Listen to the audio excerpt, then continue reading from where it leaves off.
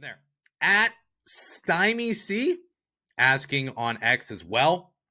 Now, he asked several questions here, and given the scenario that it's mid-season, it's fine, okay? I will answer some of these. Only one of these am I giving really real thought into, and it's the first question here that we'll talk about. Tell me about your all-time Ohio State starting five. So first of all, I'm not going to give an all-time starting five because I didn't watch Ohio State play college basketball in 1962. However, I will give a starting five from my lifetime. Now, here is the scenario. Here's the criteria in order to be in. Number one, has to have been played during my lifetime. Number two, I will give an edge to a player who grew up or was from Ohio. And number three, I need players that warm my heart. When I look back on Ohio State basketball, through the good and the bad, I need players that make me feel warm inside. Pause. So, I got a point guard, I got a shooting guard, I got a small forward, I got a power forward, and I got a center. Let's start at the beginning with the point guard. Jamar Butler is my point guard. Now, you may be thinking to yourself, Aaron Craft is the clear-cut answer, and to that, I would say that's fine.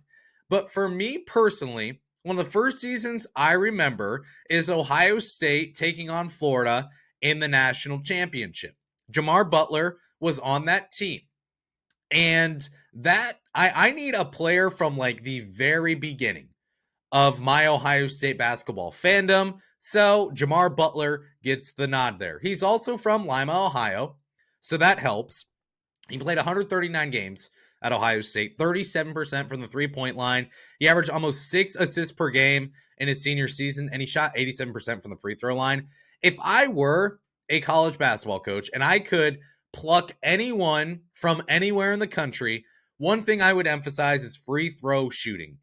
When Ohio State had to go play against Wisconsin and they had to foul down the stretch and everyone was shooting 80% or better, it makes it really hard to beat a team like that. So I'll take Jamar Butler on this team. Go ahead and foul him. He's got the nostalgia factor for me. Whenever I think of him, I think of that number 14 jersey. I had a 14 jersey growing up, and I think of him playing in the national championship game. And there's just one picture where he's got his hands on his hips in the white uniform that I always remember, that I think of when I think of Jamar Butler. So he's on this team. Aaron Craft, you are my honorable mention. Congrats.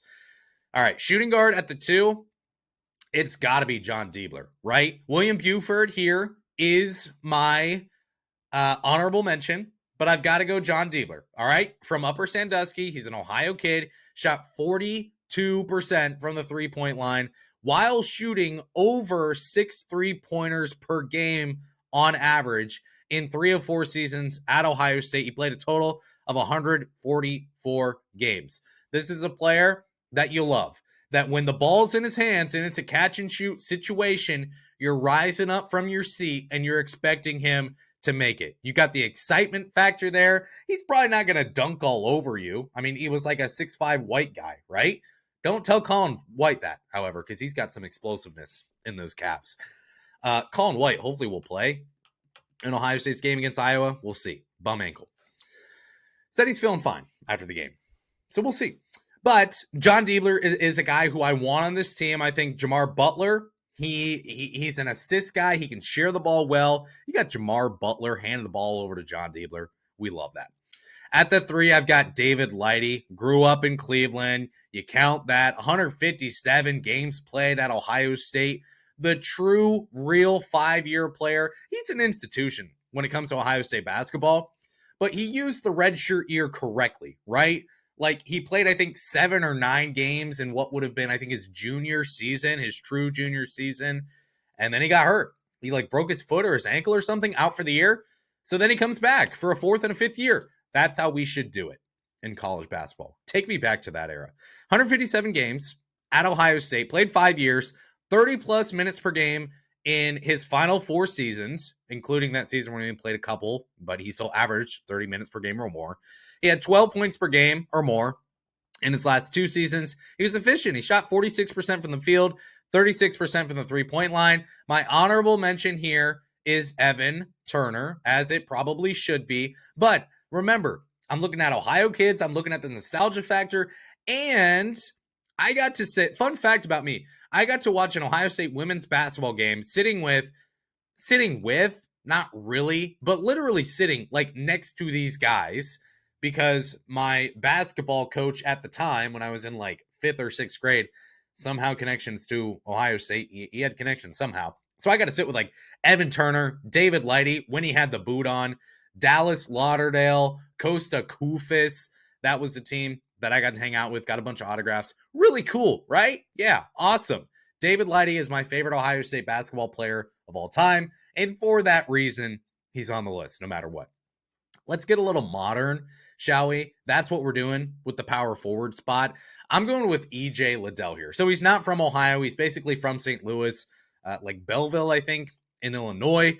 But I'm taking E.J. Liddell because he got better every single year at Ohio State, and I love that story about him. He became more explosive. He became more athletic. He improved his range. He was blocking shots in his junior year. I think he's a 2-time All Big Ten defensive player guy, and he made 37% of his three-pointers in his final season at Ohio State in his junior year. He averaged 19 points per game in his junior season. He ended up blocking 2.6 shots per game as a junior as well. So I'll take E.J. Liddell. I love his story. I love the fact that as a 4, he can spread the floor a little bit. He can stretch the floor a little bit. And when he would pull up from the elbow or the free throw line, you could put 14 hands in his face. It wouldn't matter. He's making that shot regardless. Honorable mention here is Keita Bates-Diop. I'm taking EJ Liddell, however. Now, at center, last player we'll talk about here. Honorable mentions, I've got 2 of them. Number 1 is Costa Koufis. Number 2 is Dallas Lauderdale. Dallas Lauderdale is a name that we don't talk about enough.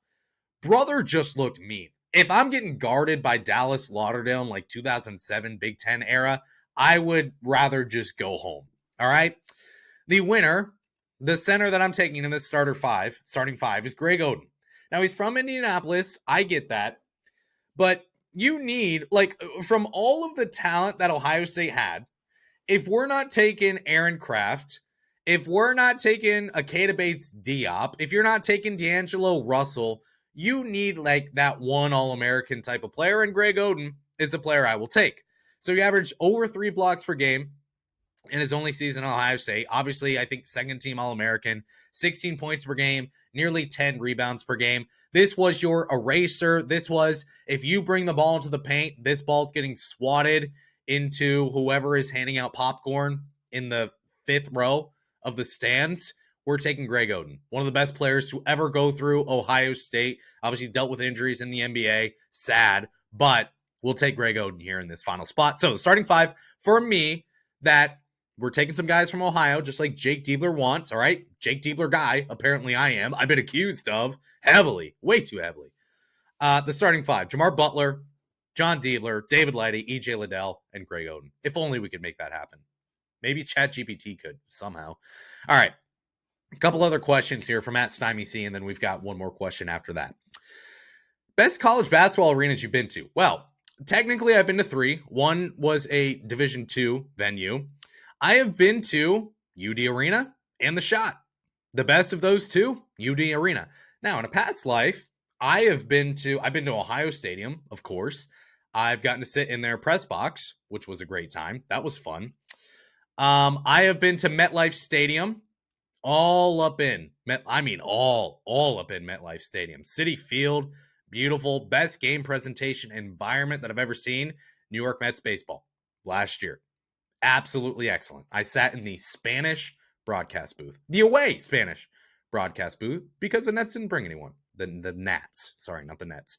Been to Citizens Bank Park. I've been to T-Mobile Stadium or Park out in Seattle for the Mariners. Obviously, I've been to Paycor Stadium as well for the Bengals. Been up to Buffalo to see a Bills game. Of all the greatest environments that I've been in, it's the New York Mets at Citi Field. In basketball, it's UD Arena over Ohio State. Now, another question kind of off of that, will the Schott ever be a true home court advantage? The answer is no. There's nothing Ohio State can do to make the Schott a home court advantage. And I'm going to say this yet again because people just don't listen, or they don't care, or they're just ignorant. Ohio State will never move to St. John Arena, ever. It will never happen. There are way too many things that would need to happen in order to renovate and get things up to code. Where they would play basketball, underneath the foundation is bowing up. Hard to dribble a basketball if that's the case. There are leaks throughout ceilings and so many other things wrong within that venue. It will never happen. And that's not me knowing this from talking to anyone. Well, that's partly talking to people, but also in a past life. We'll put it that way, is how I have a lot of insight into that. So they will never move back there. It's impossible. I believe my heavy guess at this point is that Ross Bjork is aware of the issue. Another issue at the Schott is that Ohio State plays basketball and hockey there. And because Ohio State plays hockey there, they need enough room for the ice rink to be there, which means that your ability to put seats closer to the floor is eliminated because you need the room for the ice hockey rink. So it can't feel as intimate as like Duke's home court venue feels. So because of that, Ohio State is boxed into a really hard spot. Now, should they close off the 300 level? I'm going to guess that they don't do that because financially they've decided that if they can sell $20 tickets up in the 300 level, that's worth it compared to closing off the 300 level. And now all ticket prices go up in the 100 and the 200 level because that's all there is available. I'm assuming that they've done some kind of analysis and decided that, yeah, we need to keep the third level open. Now, the other thing is that the Schott's not built for basketball.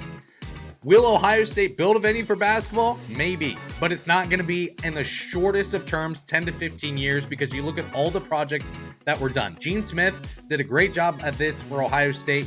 He built a bunch of venues, the Covelli Center, for example, upgrades or a brand new lacrosse venue as well that Ohio State has done, among many other things.